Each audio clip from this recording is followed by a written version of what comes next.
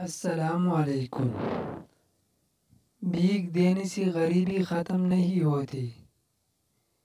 ایک تحریر پڑھی جو لکھ رہا ہوں۔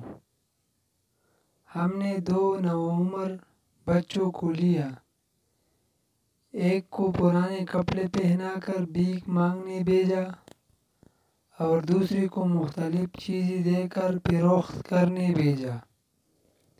شام کو بیکاری بچہ 800 اور مزدور بچہ 150 روپے کما کر لایا۔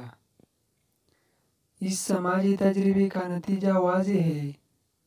دراصل بحیثیت قوم ہم بھیک کی حوصلہ افزائی کرتے ہیں اور محنت مزدوری کی حوصلہ شکنی کرتے ہیں۔ ہوٹل کے ویٹر، سبزی فروش اور چھوٹے سطح کے محنت کشوں کے ساتھ ایک ایک پائی کا حساب کرتے ہیں اور بیکاریوں کو 10 20 بلکہ 150 روپے دے کر سمجھتے ہیں کہ جنت واجب ہو گئی۔ ہونا تو یہ چاہیے کہ مانگنے والوں کو صرف کھانا کھلائے اور مزدوری کرنے والوں کو ان کے حق سے زیادہ دے۔ ہمارے استاد فرماتے ہیں کہ بیکاری کو اگر آپ 1 لاکھ روپے نقد دے دیں تو وہ اس کو محفوظ مقام پر پہنچا کر اگلے دن پھر سے بھیک مانگنا شروع کر دیتا ہے۔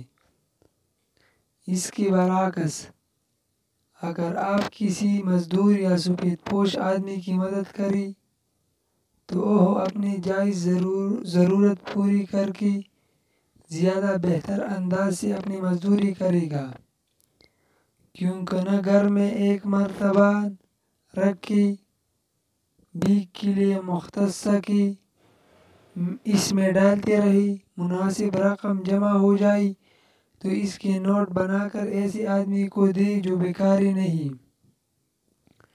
اس ملک میں لاکھوں طالب علم، مریض، مزدور اور خواتین ایک ایک ٹکے کے محتاج ہیں۔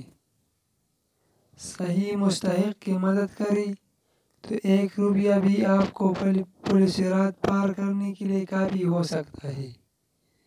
یاد رکھیں، بھیک دینے سے گداگری ختم نہیں ہوتی بلکہ بڑھتی ہے۔ خیرات دیں، منصوبہ بندی اور احتیاط کے ساتھ، اس طرح دنیا بھی بدل سکتی ہے اور آخرت بھی۔